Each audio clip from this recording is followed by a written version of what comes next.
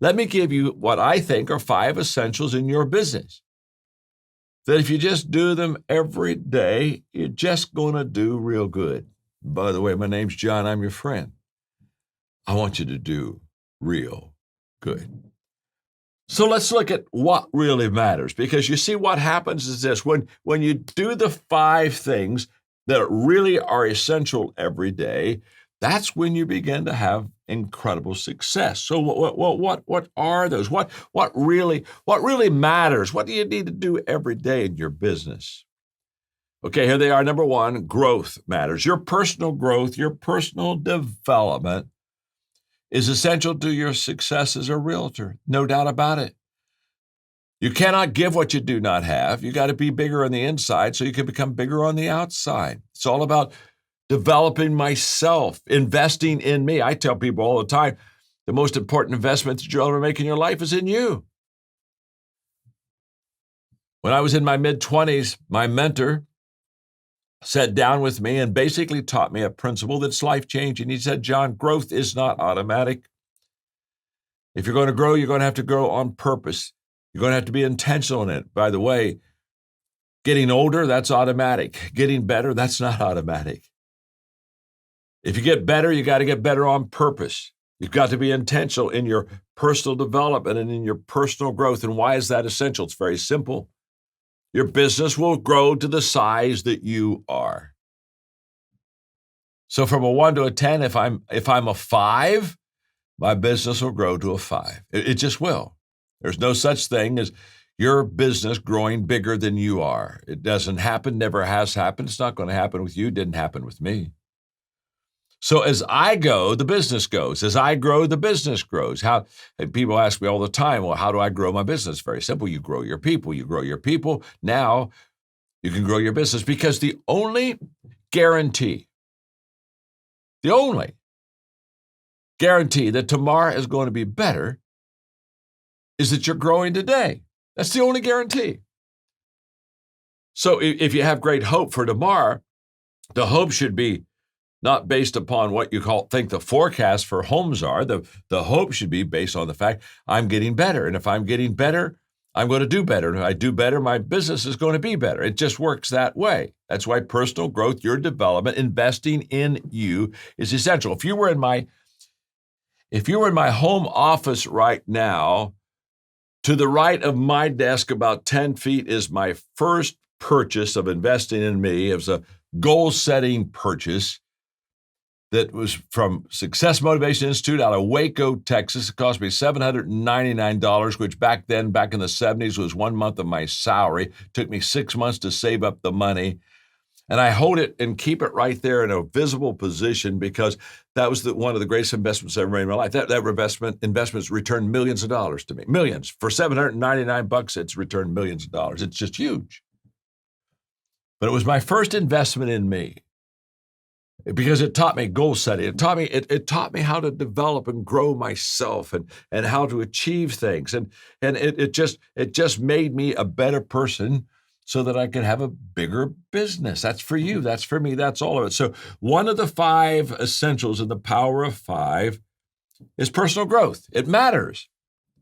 Every day you want to personally grow. The second part, number 2 of the power of 5, is connection. Connection matters. Connecting with people. Relating well to them. I wrote a book a few years ago called Everyone Communicates, Few Connect. I love that book. And it talks about the fact, how do you do more than communicate with people? How do you and I really connect with them? And this is essential, because what happens is this. As a leader, we have to find the people before we can lead the people. Oh my. You see, a lot of people, they just try to lead, but they don't find. You know this as well as I do. When you take a client to a potential house that they may want to buy, you've got to know the house. Of course, you can't have to do that, but you got to know the person that you're taking through that house. You got to know what they like, what motivates them. When I teach leadership, I talk about what I call the 7 motivations of people's lives, because we're not all motivated by the same thing. And if I'm going to lead a person well, I don't lead them according to what motivates me. I lead them according to what motivates them. And so I've got to ask questions. I can't just assume. Assumption's the mother of all leadership mess ups. I've got to find them. And how do I find them? How do I find what motivates them? By asking questions. I was in New York City, and I was doing several press interviews and media stuff. And it was interesting. One of the reporters asked me the question. They said, "John, what's the difference in your leadership now than it was, 30 years ago?" And I said, well, the biggest difference is when, 30, 40 years ago, I led by direction. I knew what I wanted to accomplish. And so I just got people on my leadership train and said, that's the hill, let's go get it. Today, I lead by asking questions. Because what I discovered was that not everybody wanted to go to the same hill I wanted to go, and not everybody wanted to go for the same reason. When I was young, I didn't know that. I thought everybody thought like I did. They had my perspective. And I learned over the years that what I need to do as a leader isn't start leading, it's start finding. And how do I start finding? I start finding by asking questions. If I were in your business, I would get to know the person that I'm taking to the house as well as I knew the house. In fact, I can almost tell you, if you even got to be a little bit lopsided, I would be lopsided on what does that person really want? What's that client really? What's going to motivate them to purchase that home? You got to find them before you lead them. Connecting with people really matters. And let me give you another thing that really matters in this Power of Five, and that is mindset. How you and I think. In fact, the greatest separator between successful and unsuccessful people is how they think. The greatest separator. I didn't say how smart you were. I said it's how you think. This is the huge gap. People that are successful think totally different than people who are not successful. I wrote a book several years ago called How Successful People Think, and I identified the 11 thinking patterns of successful people that separate them from everybody else. It's just an absolute fact. My father died this July 4th of this year. He was 98. He was an amazing man, an amazing leader. And one time, I'm talking about 50 years ago, he and I had a discussion on what made him successful. And he said, John, I think differently than others. And he told me the story. He grew up in a little town in southern Ohio, Georgetown. And everybody was poor except 3 families. And he was a high energy kid who loved to work. And so in the 7th, 8th grade, high school, he did chores for those 3 families in that little town. So he got to be around them. And he kept asking himself, why are they so successful and why are the rest of us so poor? He said, as a junior, I came to the conclusion that those 3 families thought differently than the rest of us. And he said, it put me on a journey of understanding the power of thinking correctly. Now, I wish I had an hour on this with you, because there's just depth to what I want to talk to you about that I don't have time in this setting. But you just have to trust me. The way that you think, framing every situation you're in, every client, every home that you're wanting to present, it all begins with thinking. For example, I wish I could give you the things to think on. I've got a whole list of things that help you to be successful in your thinking. But let me just, I only have time for a couple of them. But for example, here's my mindset. There's always an answer. You say, John, what do you mean there's always an answer? What I mean is very simple. There's always an answer. I know a lot of people don't have answers, but there's an answer that, they just don't have it yet. Now, I know that to be a fact. In fact, I know that there is not always an answer. I know the second thing is there's usually more than one answer. In other words, there's almost more than one way to almost accomplish anything that's important in life, but there's always an answer. I always live on the other side of yes. Now, what does that do? It allows me to see the possibilities, not the problems so much. Now, let me explain this. Here's the difference. There's a difference between these 2 questions. I'm going to give them to you, and let's see if immediately you can tell the difference. There's a difference between me asking myself, can I? And asking myself, how can I? That's the gap I'm talking about between successful and unsuccessful people. Unsuccessful people ask the question all the time, can I? Can I? Well, I don't see a way. I don't think so. Can I? I don't know. You see, when I'm asking, can I open the door for excuses. When I ask the question, can I open the door for obstacles and barriers, to get in my way.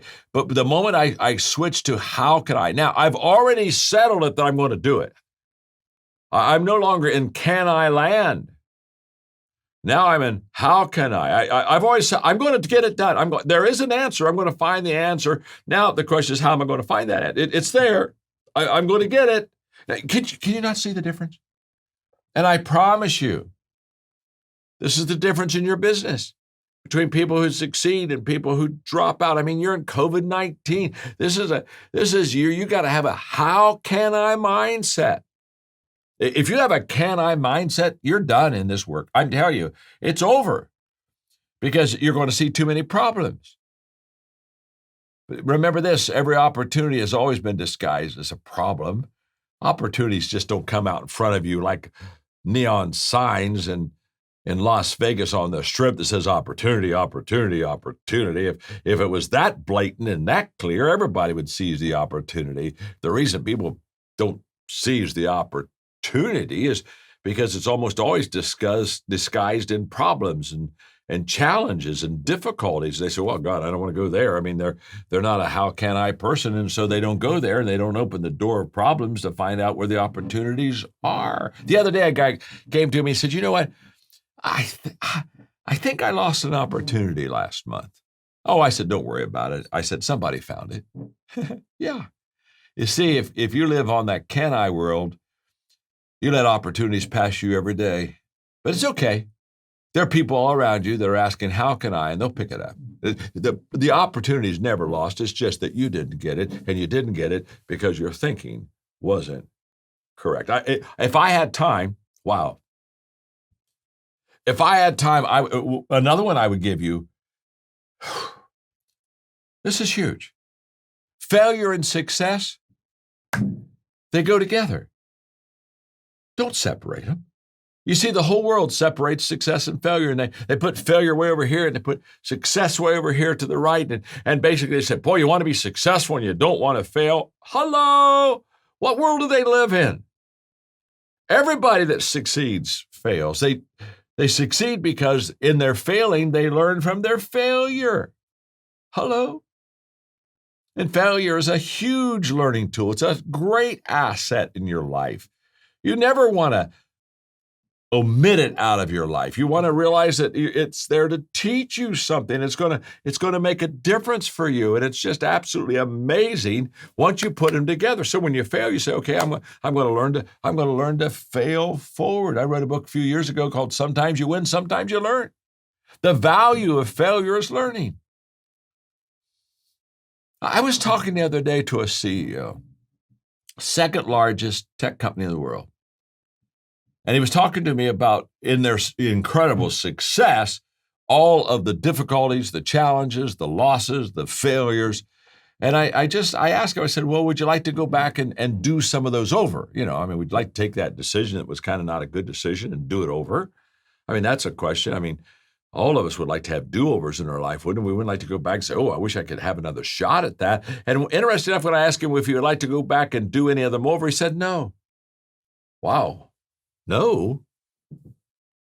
You don't want to do any of them over? He said, no, John. He said, because in my mistakes, failures, my losses, I learned so much. I learned a lot about myself. I learned a lot about my company. I learned a lot about what doesn't work. He said, I am the person I am today because I learned from my failures. In fact, he said, the inner core of who I am, the character, it's all out of the difficult days. He said, if I went back and could do them over, I would have lost the lessons. And if I'd have lost the lessons, I'd have lost the inner core and character that I got. And I don't want to trade that. No, I'll take the losses. I'll take the message. You see, he understands failure and success go together. So when people talk about something they failed in, okay, I listened to their story, okay, let the violin play. When they're done talking about the failure, I only have one question to ask you. We already talked about your failure. Are you done? The question is, what did you learn? If you didn't learn something out of that failure, you're going to mess up again in the same area. But if you learn something from it, now you can improve yourself. And now all of a sudden, you're a different person. Take the steps of failure to go up to success. That's what you do. That's what all successful people do. Don't separate them. I could go on and on about things that you need to think on that separate you from people who don't think correctly. So I got two more I've got to give you. Leading matters. That's number 4. Leading matters. Everything rises and falls on leadership. Always has, always will. I wrote a book called The 21 Irrefutable Laws of Leadership. It's the most successful selling book of leadership in the history of the world. Millions of copies sold, 50-some different languages. One of the laws is the law of the lid, and basically the law of the lid says how well you lead determines how well you succeed. I can tell you right now, if you lead well as a realtor, you succeed well. If you don't lead well, you won't. Let me visually explain quickly the law of the lid. If this is my leadership lid, this is how well John Maxwell leads. This is my leadership ability, my skills. Let's say from 1 to 10 of average, it's a 5. What I want you to understand, if this is my leadership lid, my business, my business, your business, it'll be a 4. I got a leadership lid. That my business can't get up above that leadership lid. Can I tell you something? In the history of mankind, no business has ever passed the leadership lid of its organization and kept growing. Never has happened before, so it's not going to happen with you. When I'm doing leadership, people ask me all the time, John, are our leaders born? I always give them the same answer. Of course they are. I've never met an unborn leader. What they're really asking is, are you born as a leader or can you learn leadership? You can learn to lead. I've taught 6 million leaders in every country of the world how to lead. Our organizations, we're the largest equipping leadership organization in the world. We got this down. You can learn to lead. Now, here's what's beautiful. Let's go back to my illustration. If you're a 5 as a leader, what's your organization? What's your business going to be? It's going to be a 4. It's not going to be a 6. Not going to be 7. You say, well, I'm going to change companies. It doesn't matter. The company isn't going to determine your success. It's your leadership's going to. It's your leadership that's your lead.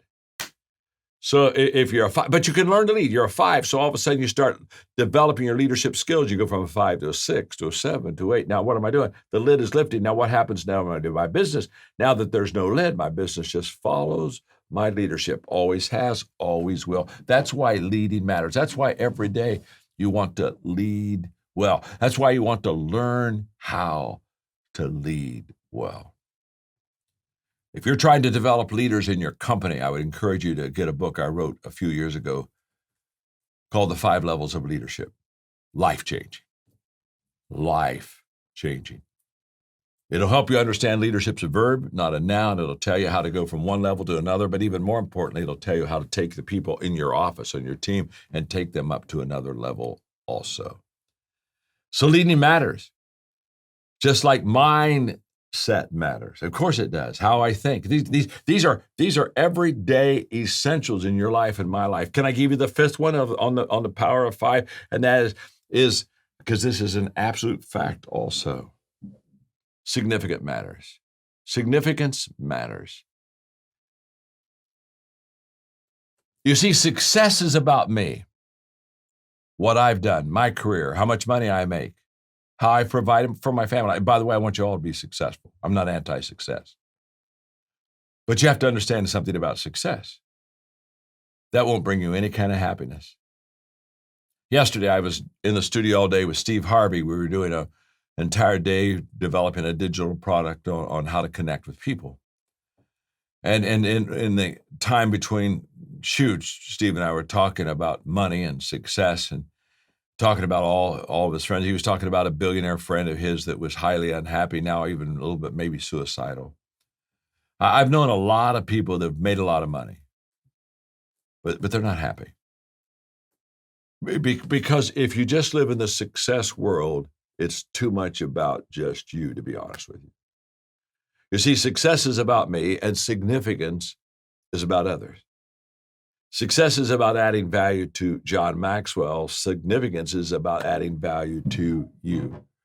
And the moment that you begin to live your life intentionally wanting to add value to others, you get fulfillment and satisfaction that you really aren't going to find in any other place. That's a fact. You see, I've met a lot of unhappy, successful people.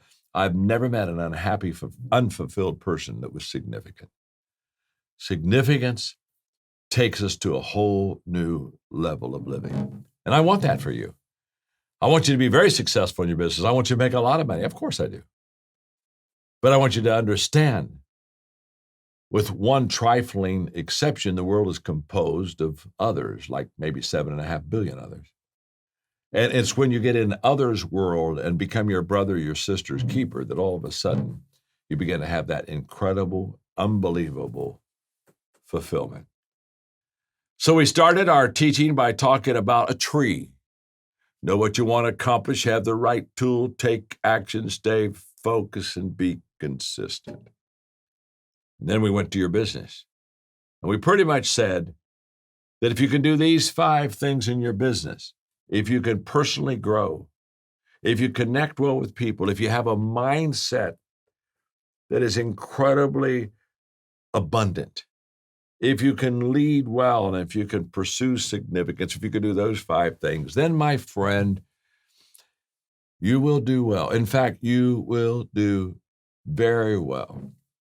And that's what I want for you. That's what the association wants for you. They want you to do very, very well. So thanks for listening. So the question is, not only do I grow, but what do I grow in? And what I grow in is what I call the big picture. I think there are 4 things that allow people to be successful. And I think these 4 things you've got to be good at. You've got to be good at relationships. In other words, you've got to connect with people. People won't go along with you if they can't get along with you. You just got to be good with relationships. You've got to be good with equipping people. You've got to know how to train and develop people, because you can't compound anything in your life unless you get somebody else to do it with you. So all compounding is in training and equipping. You've got to be good in attitude, because attitude, if it's good, will let you overcome adversity, which everyone has, and if it's bad, it'll let adversity overcome you. And you've got to be good in leadership. You've got to be able to influence more people. Now, I think those 4 things you just got to be good at, regardless of what your profession is, what your calling is, what your career is. You better be good with relationships, you better be good with equipping, you better be good with attitude, and you better be good with leadership. At age 25, I decided those were the 4 keys to continual success in a person's life. And then, when I started writing books, I said I'll write about those 4 things all the time. If it's a John Maxwell book, it's in those areas right there, because that's the key to people's success. What keeps people buying my books is I'm constantly writing about something that will make them better. And it works for them. Now, you take those 4 things, plus take your giftedness or your strengths. You ought to grow in that area. Whatever you're gifted in. For example, I'm gifted in communication, so I read a lot of books on communication. So whatever your strength is, you want to, but your growth has to be focused on those 4 or 5 things in your life. Now, it doesn't mean you can't grow in any other thing. It just means your greatest return for growth will be if you stay in those sweet spots. And then you need to measure your growth, because what gets measured gets done. And so every year at the end of the year, I ask myself, how well did I do in this area? Am I getting better? Am I growing? Am I developing myself? How can I measure that? And then how can I apply what I'm learning? Because the moment that I learn something, the question I have is, how can I now apply that to my life, and how can I pass it on to the people that are on my team? That's how a leader thinks. How do I apply it to me? How do I pass it on to my people? That's why I'm so excited about you being here, because you all represent hundreds of thousands and hundreds of thousands of people. And everything that you're learning, you're saying, okay, here's how I apply this to me. This is how I work in my life. How do I apply it to the people on my team? And that's what we're here to help you do. We're here to help resource you to not only learn these principles yourself, but to learn it for your people. And then after I do all of that, I become intentional in the following things. Number one is I make growth my number one priority in my life. A day without growing is unacceptable to me. So I'm conscious of my need 24/7 to grow. And I'm constantly doing it. Number two, I look for growth opportunities in every situation. I not only make it my number one priority, but I ask myself, okay, what kind of growth opportunities are around me? Have I taken advantage of growth opportunities? Growth conversations. Number three, I ask questions that will help me grow. Growth doesn't come looking for me. I have got to be proactive. So I ask questions all the time about growth. And I'm asking, if I'm with you, I'm going to ask you, what are you reading? Who are you talking to? What experiences has caused you to grow? I'm just asking you questions all the time. I'll drive you crazy with questions. The last time Jim Collins and I got together, we were speaking at the same convention out in Las Vegas. We were having lunch, and he sat down, and I sat down, and I kid you not. We sat down, and we looked at each other, and we both pulled out our card. It was like quick draw McGraw here. And we just leaned forward because we knew we had an hour and 15 minutes. We were going to cut all the other stuff out. He had questions asked me, I had questions asked him, and I threw out the first question. He said, that's not fair. He said, I have questions. I said, but I was first. So I get the first question. And we went back and forth, question. Why did we do that? Because Jim Collins and I know something. The only growing we're going to do isn't talking about where we've been, what we've done, who we know. Are you not tired of all that stuff? The only growing we're going to do is asking questions to the other person and learning from that person. Everything I've learned has become a result of a question, not a result of an answer. So you got to constantly have this curious mind to ask questions. So I ask questions that will help me grow. I file what I learn every day. Every day I take what I'm learning and I file it in my iPhone. I put categories on it and I put it in there, what I'm learning and how I'm growing. And I make sure as soon as I learn something from you, I put it in my iPhone immediately. Because the number one time waster is looking for things that are lost. And you know why you lost them? You didn't have a place to put them in the first place. So my systems give me the place to put things so I don't lose them, so that I can go back to them and I can learn from them and I can grow from it. And then I pass on to others every day. I pass on to others what I'm learning. I can hardly wait to tell somebody else, because every time I pass on to others what I've just learned, it reinforces the learning in me. And it allows me to kind of put that just a little stronger in my life, that impression just a little bit deeper in my life. Okay, I'm going to wrap this up by, I love this. Some parents of a little girl named Elizabeth Dodd, who was age 9. Her parents would listen to my teachings. They had video programs, and they were always listening, reading my books. And so their 9-year-old daughter was just kind of hanging with them and picking up this stuff. And so this was written by Elizabeth Dodd, who's age 9. She said, John Maxwell says, always work on yourself more than others. He also says, always work on yourself before you work on others.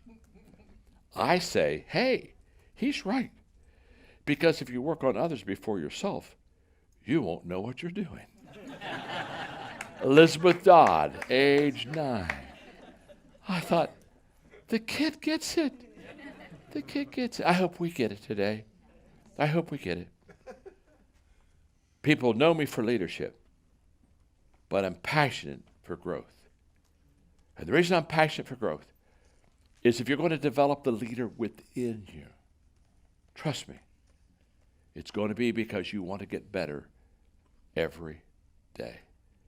And what's so beautiful is if you'll do this, in 1 year, to be honest with you, you won't recognize yourself. You'll have to reintroduce yourself to yourself. And you're going to have to say, I'm amazed how much you've grown in a year. What keeps me young is my passion to grow. I just don't have time to die. And it's so good, I don't want to die. That's what I want for you. Another thing that you said that I would love for you to talk about, well, you talked about goals and systems. Sure. Okay, Sure.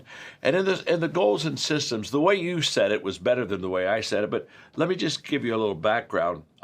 When I started off as a young leader, I set a lot of goals. I took goal setting seminars and did goal setting practices.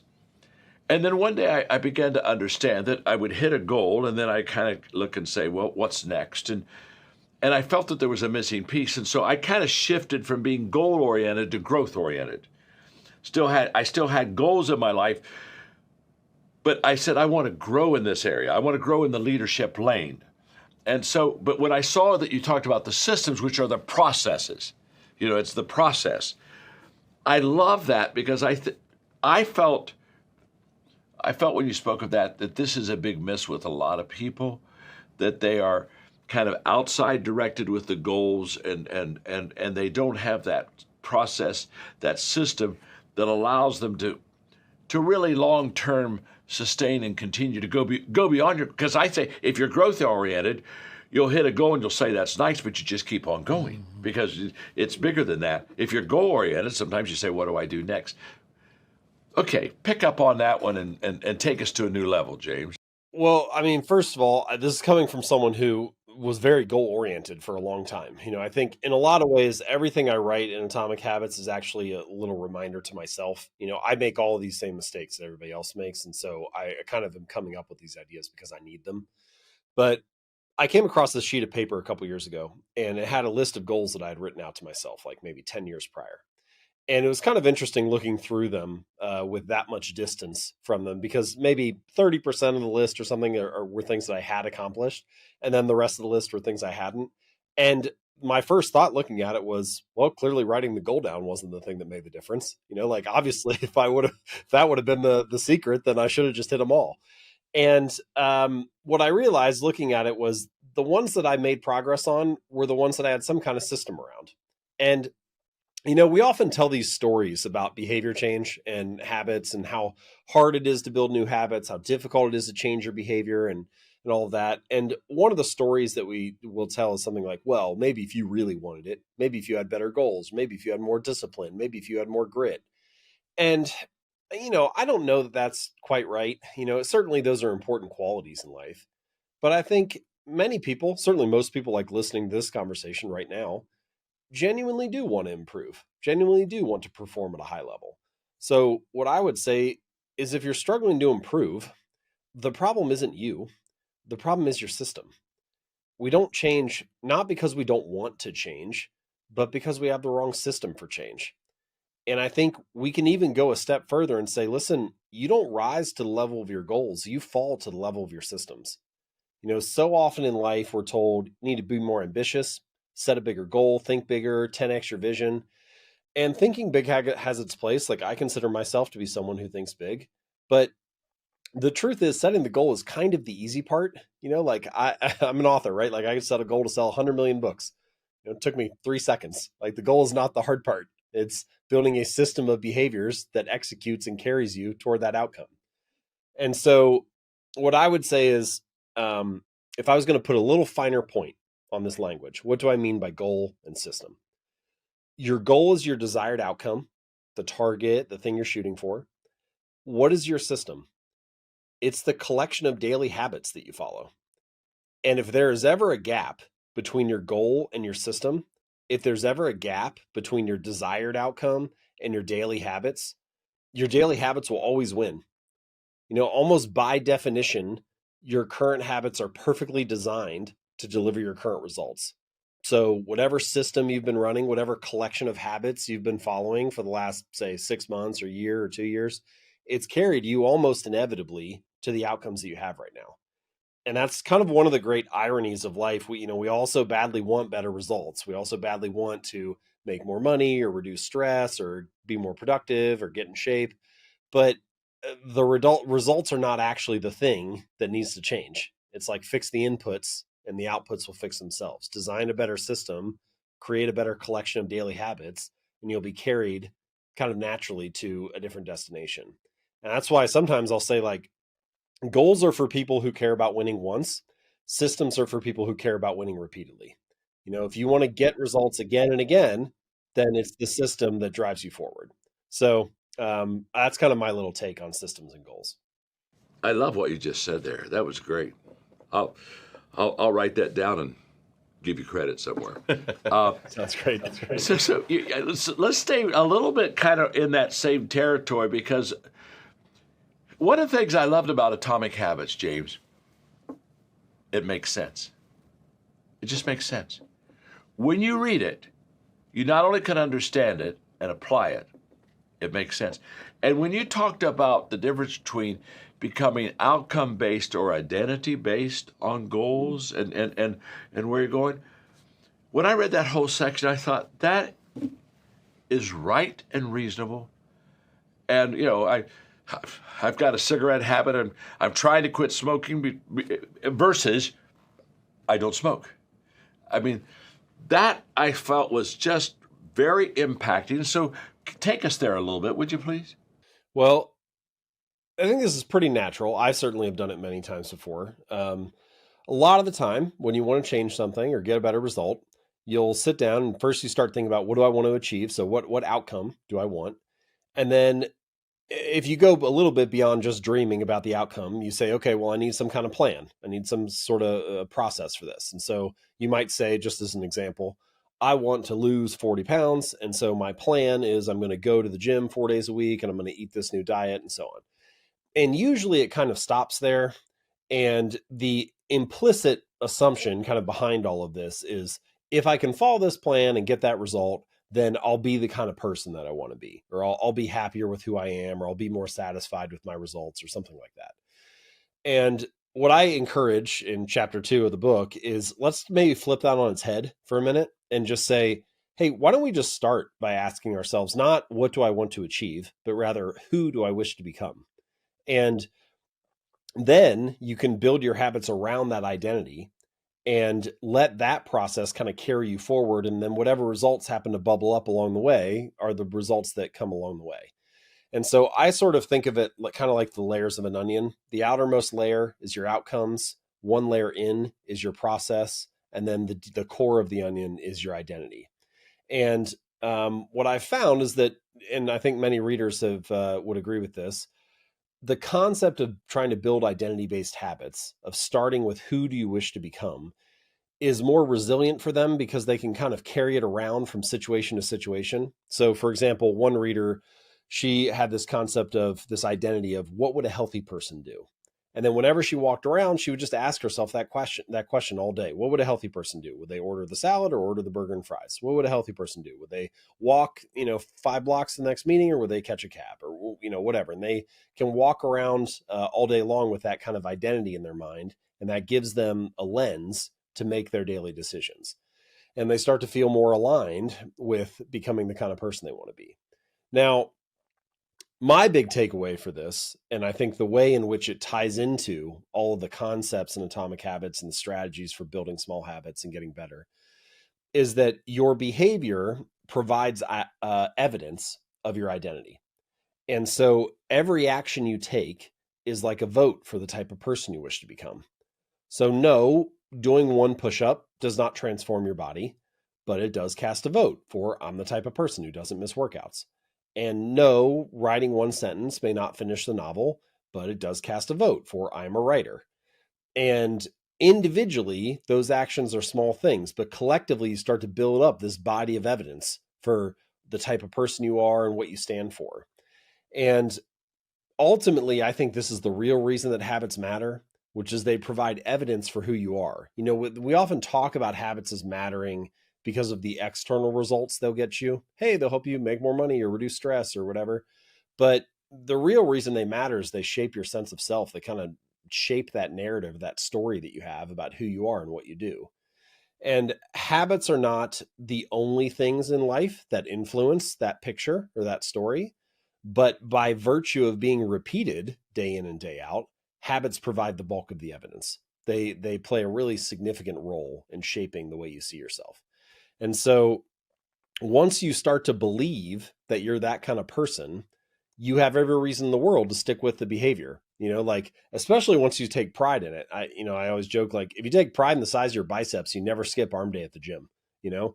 And once you start to take pride in a certain habit, it becomes easier to stick to it. Like the person who views themselves as, I am a runner, they don't have to motivate themselves to go for a run in the same way that somebody who's just getting started might. You know, it's kind of like, no, like this is just part of what I normally do. It's part of who I am.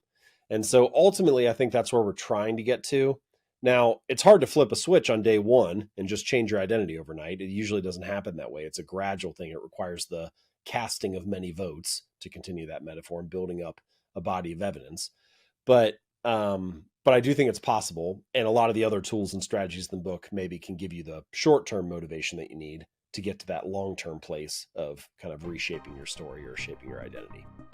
In other words, I take risks now financially. Just recently, in the last couple of years, we've bet everything in a belief that we can make our future bigger, better, brighter. And I'll be honest with you, I signed these documents, I mortgaged house, I did all this stuff, and I didn't even think about it. I'm like, wow, I've lost everything before. There's a rebound in me. And so I never want to lose that and allow acquired possessions to stop me from risking those for the future and the betterment of others around me. And so that would be one example. When you go through that, and I was there because of some mistakes. I did not have to go the destitute route. I made mistakes to get there. But one of my takeaways from that is monetary possessions and financial gain is nothing but a tool to do greater impact. It is not a controlling mechanism to stop me from risking greater impact in the future. Mm-hmm. Mm-hmm. I think it's critical to point out here, crucial to point out here to our listeners. I think they can hear you say that and think, maybe they're assuming. I'm going to make an assumption here.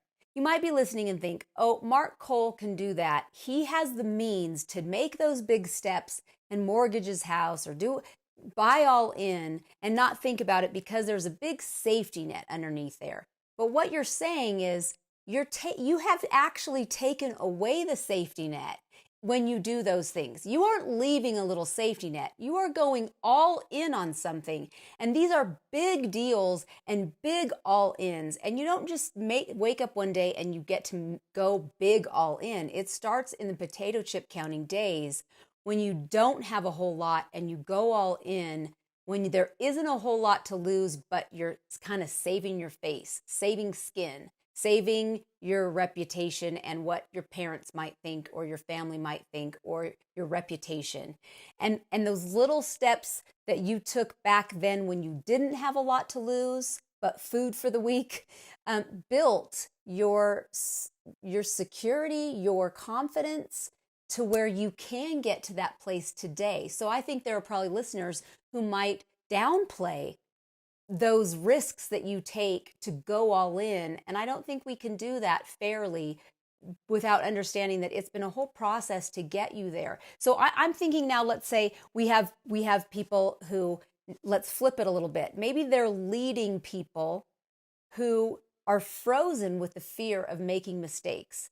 And if they don't know their people well enough, which it's really important that we know the people that we lead, they might not understand what is holding them back, those fears that are maybe rooted in childhood and rooted in something in young adulthood that have them, gripped with fear from making a mistake in their professional life. So can you talk a little bit to leaders who are leading people who, or maybe a whole group of people in their organization who are gripped with fear and who aren't taking necessary steps or risks in their professional lives that are necessary in order for the team to move forward? How does a leader move the team forward if they're gripped with fear of mistakes? I think that you really got to grasp what John's saying in point number 2. Don't make the biggest mistake of all, which is doing nothing. I love what you said. There is no safety net when you're going all in. That defies the whole concept of being all in, pot committed, Right. over it. There's no safety net. I'm out if this Right. doesn't work. Somebody else has to come and step in because I couldn't make it work. And I think that we've got to get that mindset, because oftentimes we risk what we can manage rather than risk what we can't manage. And when we risk what we can't manage, that's all in, and that's making a decision. I'm not going to sit here and do nothing. And that I think that's the biggest thing, Tracy, to capture in this lesson is, what is it? John, in the middle of this lesson that he's talking right now, he said he was asked the question a long time ago, what would you try if you knew failure wasn't an option? What a great question. Remember that? You've been asked that question. It's one of those questions. What's the 2 greatest days of a person's life? It's one of those rhetorical questions we've heard over and over again. What would you risk if you knew failure wasn't an option? Or what would you try? John said, I've got a better question for us. What would you risk if you knew failure was going to happen, but you would learn from it? Oh, so there's something so big that I can go in and calculate. I'm probably not going to make it, but it's going to be okay. That's the mindset that we're after, because I believe back to this quote I used at the very beginning, failure is not the opposite of success, it's part of success. Ariana, that is exactly right. Ariana Huffington had it right. Success and failure are not opposite, they are codependent. For you to really be successful in your life is going to mean how big you are in your failures. John said it. What was it? Point number 7 says, remember that the size of the person, not the size of her mistakes, determines success or failure. Failure is not failure if you become better in the middle of it. Or failure is not final if you become better in the middle of the experience. That one thing, if I could release all of you from feeling like failure is final and failure is defining of who you are, I believe those are the 2 greatest sources of fear that stops people from trying something so big, that failure is probable. I agree. Well, I will let you close this out, but I just wanted to give one more encouragement to our friends. Whether you're watching or listening, you might be having your mind blown a little bit, and a little bit of fear is creeping in. Like, dare I believe this? Dare I trust John enough to take me to this next place? And I just want to encourage you. His last point was, allow your mistakes to take you to the next level. Let your attitude about your mistakes, forgive yourself, leave it in the past. It's in the past. Leave it there. Don't carry it into your future, friends. And let this be something that really, your attitude, let it determine the altitude of where you go, friends. We're for you. So many of you, thanks, Tracy. So many of you are listening to this and going, wow, when's John's book on return on failure coming out? I need that. And guess what? You're going to have to wait. But I know out of literally thousands of new listeners and viewers every single week, I know that there's new people out there to John's world. And there's a book that he's written on this that I believe will really help you. One is, it's right behind Tracy right there. She's got it all set up for us. But it's also this book I'm holding in my hand. Sometimes you win and sometimes you learn. And really it helps with the attitude, the perspective with which we deal with failure. I've asked our team if you would give them a discount, if the team would give you a discount as the podcast family, and they have. And so in the show notes, we're going to include a link to be able to order this book. Sometimes you win, sometimes you learn.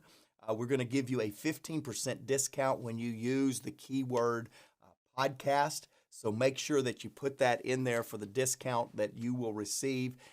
I will tell you, I would recommend you buy a half a dozen, and resource your team with a perspective, especially those of you that are trying audacious, BHAG things in 2022.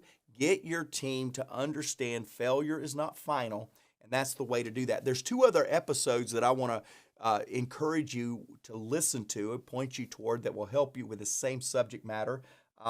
One is Redefining Failure. It's a podcast we did not too long ago. And then the other is Failure is Not Final. Both of those podcast links can be found in the show note. And really, here's what we're trying to explain to you today. Our standout statement is this: fail forward. Make something happen that is so big that when it doesn't work out exactly how you want it to, you're big enough to stand that test. Hey, we have always, over the last few weeks, we've been highlighting listener comments or listener questions, and today is no exception. Your feedback, your passing the podcast along to others is the fuel that gets Tracy and I up on days like today, excited to come in here because we see and sense and smell and taste and can actually experience impact that's happening. I went back, and Jake, thanks for providing this. Albert Einstein's quote, "Try not to become a person of success, rather become a person of value."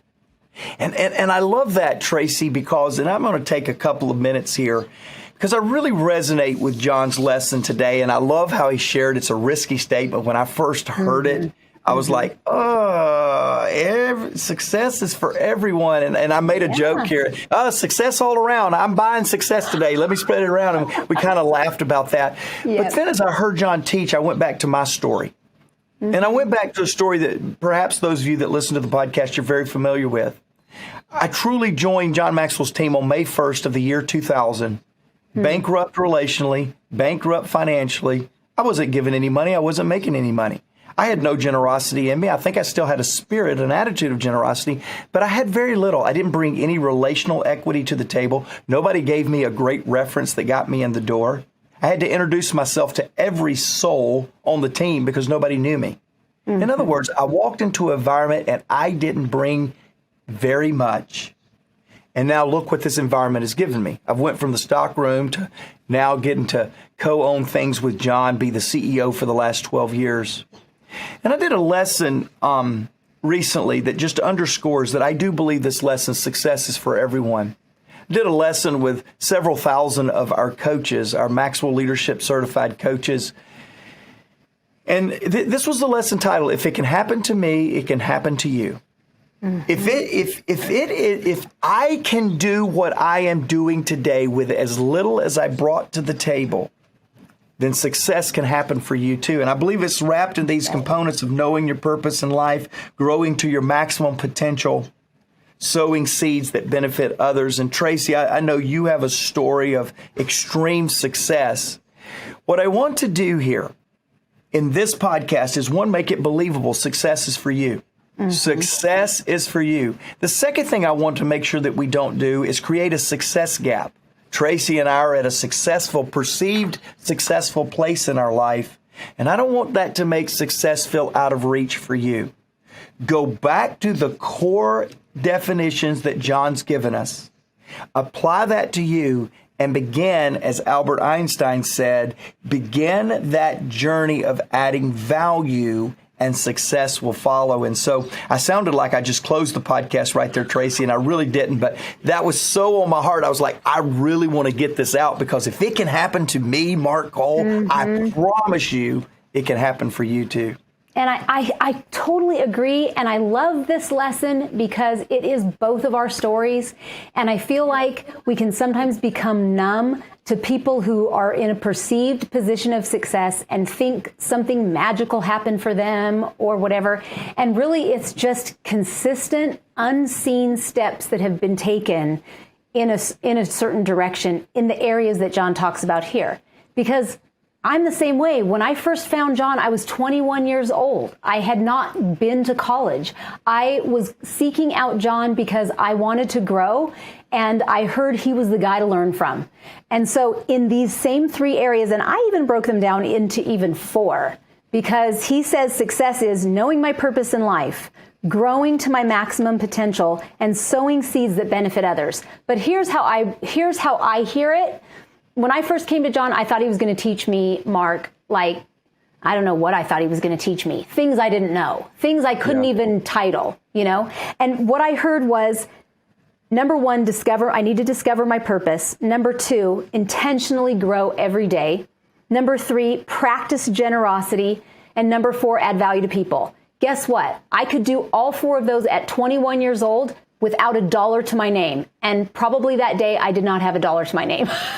Yeah. And so I love that, because every single person, no matter what level of success you have today, as you're listening to this podcast, that you can do those four things today, no matter what age or stage you're in life today. And I love that so much. Well, and you know, going to that, I'm going to give a shout out to our intern, Kyle Reisig, that's in studio with us today. He's just come and helping us for a period of time in between classes at college.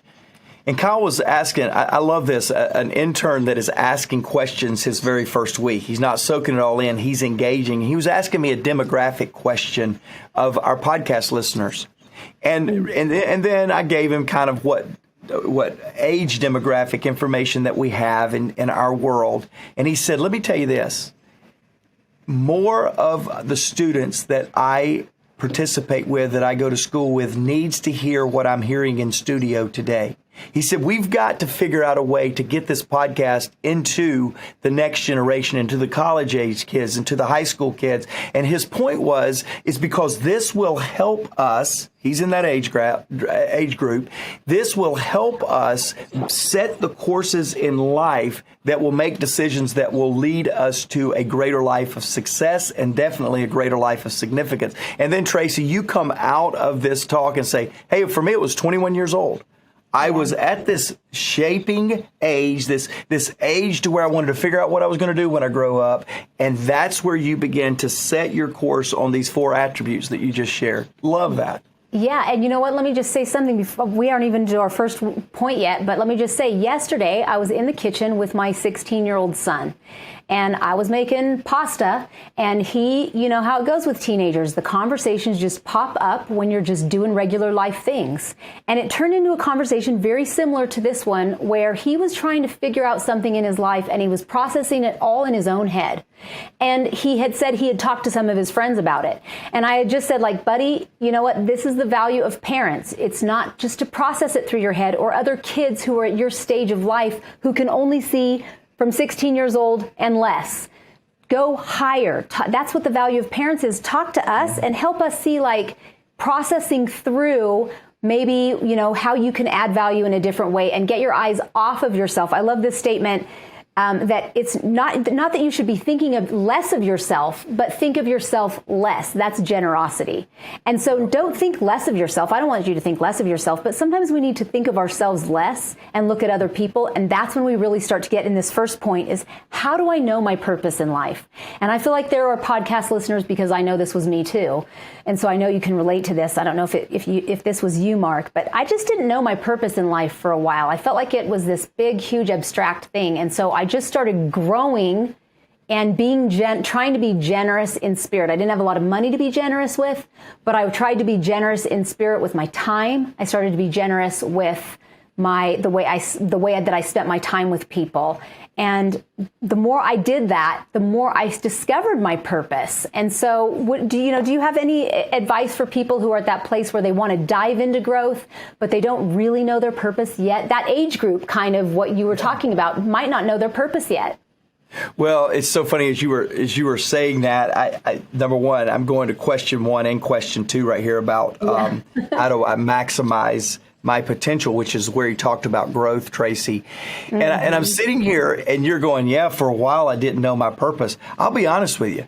It wasn't until 31 that I even knew I was supposed to know my purpose. Have one. It wasn't until about 32 or 33 before I realized, hey, I've got a purpose too. And then it was a little bit later than that when I could state my purpose. So let's be really clear.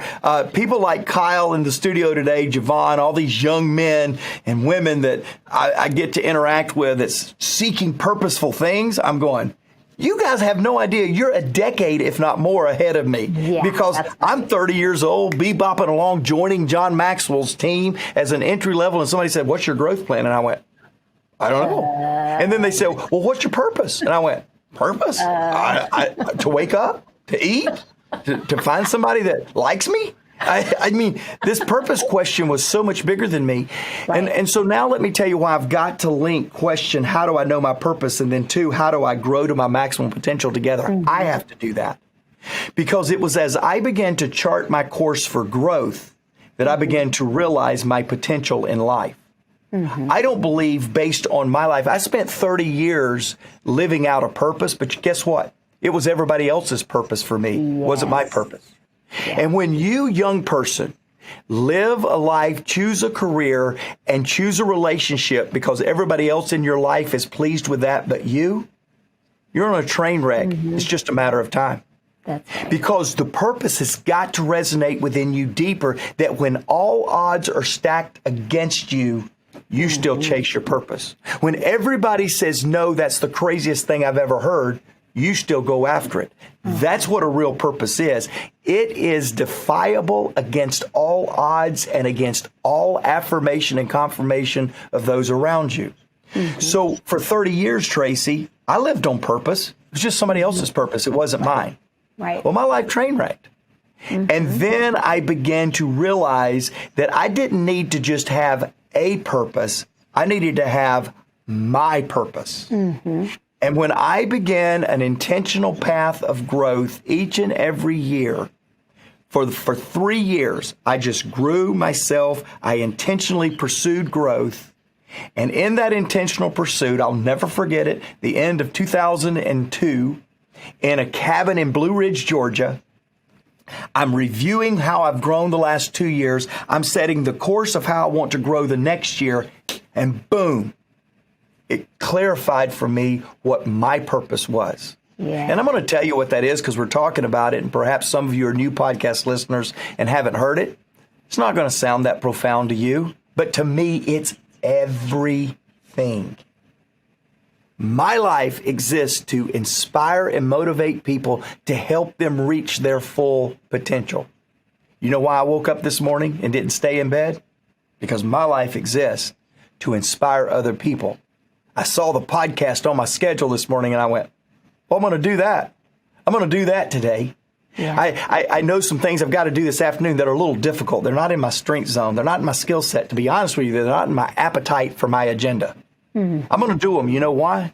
Because I exist to multiply, inspire, motivate, and inspire people to reach their full potential. Mm-hmm. I'm not doing it because my parents, my relationships, others around me want to do it. I'm doing it because it is what wakes me up in the morning. It's what keeps me up at night. And that was found by answering these questions. What is my desire? What are my talents? What are my opportunities? And I found answers to those questions by growing myself, surrounding myself in a growth environment, and writing out a plan for personal growth. For me, Tracy, the answer for those 2 questions were so symbiotic that I can't separate them in the answering. Uh-huh. And you know how, let me just tell those of you who are listening and you're aligning what Mark's saying up to your own life and you're trying to think, does that fit for me? Does that fit with what my personal life purpose is? And I would just say to you, when you are in that zone and you are growing in that zone, it is going to be, you will have hard times. It's not like it's just all smooth sailing when you're growing in your sweet spot and in your purpose.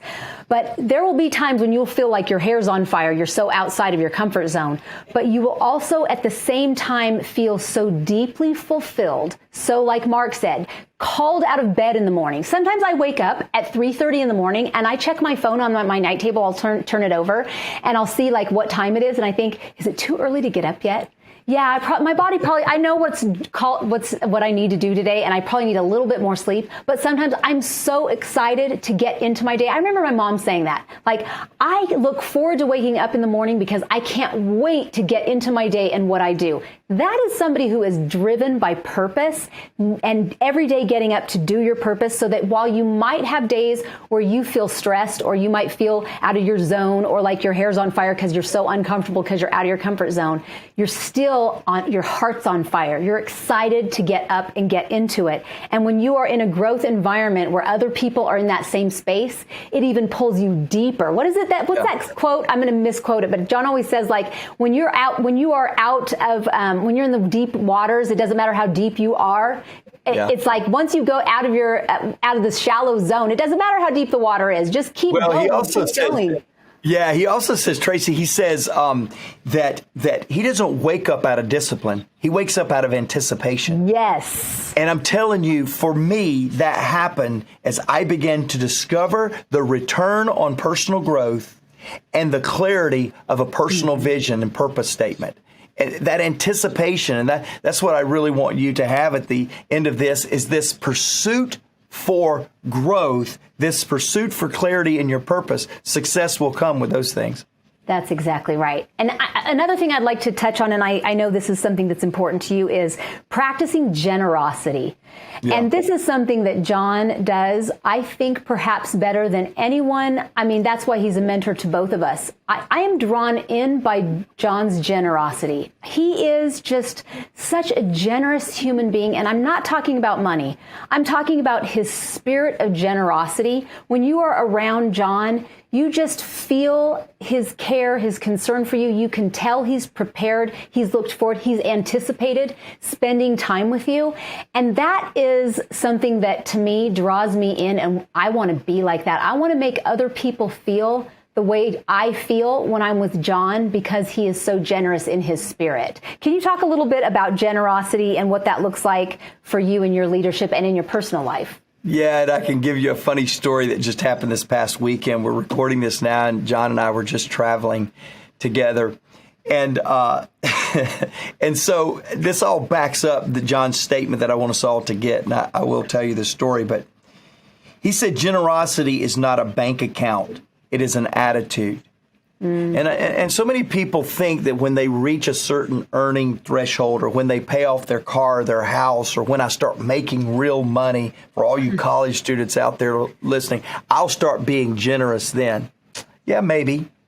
But it won't be because you got money. It'll be because you got an attitude of generosity. There's a big difference in a big bank account and people that have no generosity, and a small bank account with people that are abundant at everything that they do.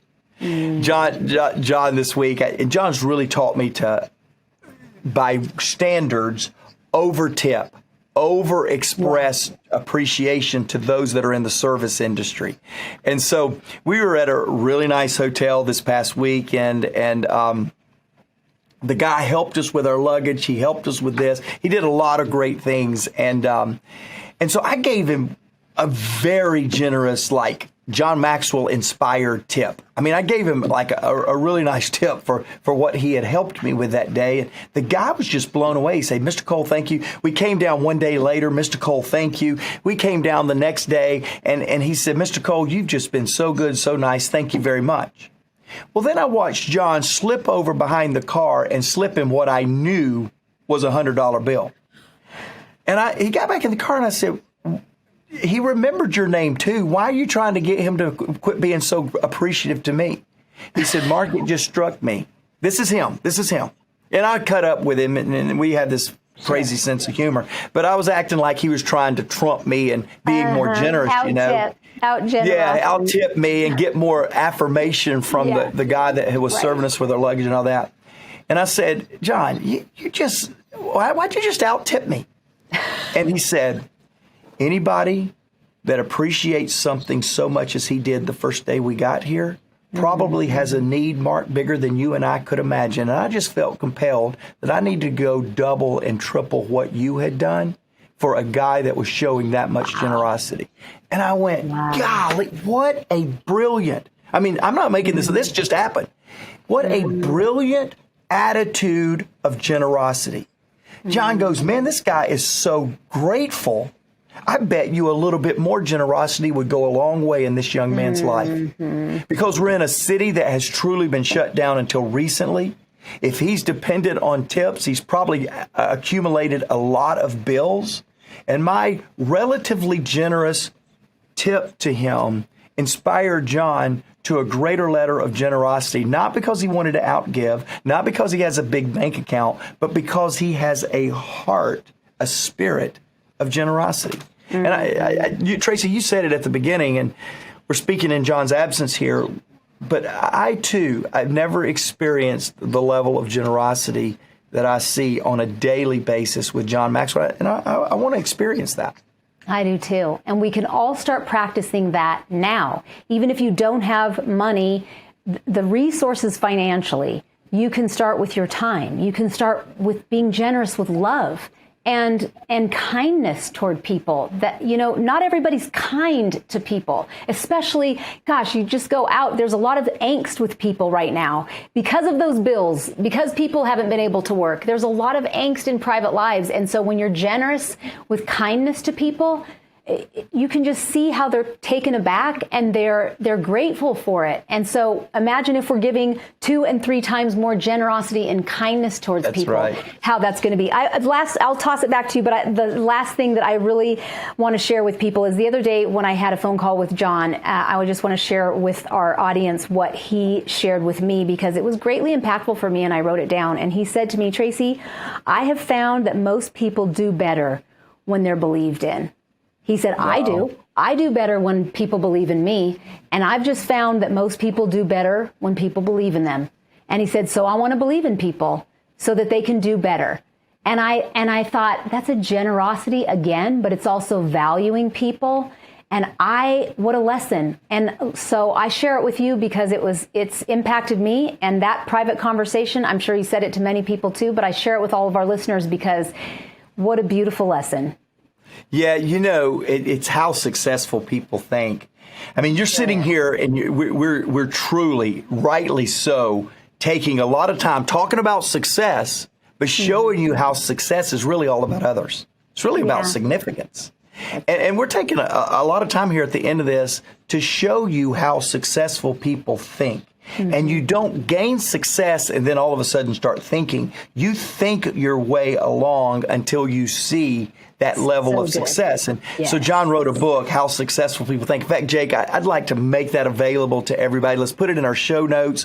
We'll put a link. You go to that link, put in a promo code podcast, and we'll give you 15% off of this book, How Successful People Think.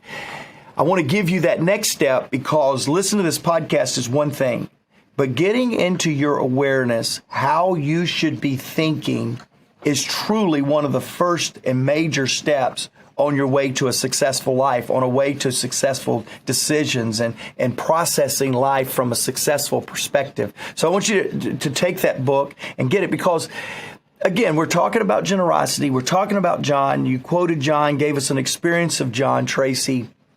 There is this unbelievable sense of fulfillment that will come to you as you realize that your life has substance, that your life has significance, that your life is successful. And we want you to have that here. That's our passion. I love to share a podcast comment from a listener that said, this is actually from Lena. Lena also, a few weeks ago, I referenced somebody from episode 200. It was a good lesson. We want you to listen to that. We'll put it in the show notes. But Lena was listening to episode 200, and she said, hey, thank you so much for the link to the 21 Laws.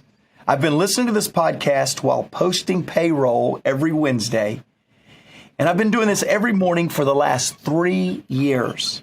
I can't begin to count how many changes, small and big, I have made in the last 3 years that has been directly influenced by the podcast.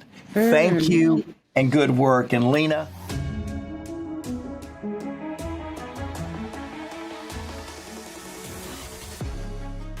Welcome to the Maxwell Leadership Executive Podcast, where our goal is to help you increase your reputation as a leader, increase your ability to influence others, and increase your ability to fully engage your team to deliver remarkable results.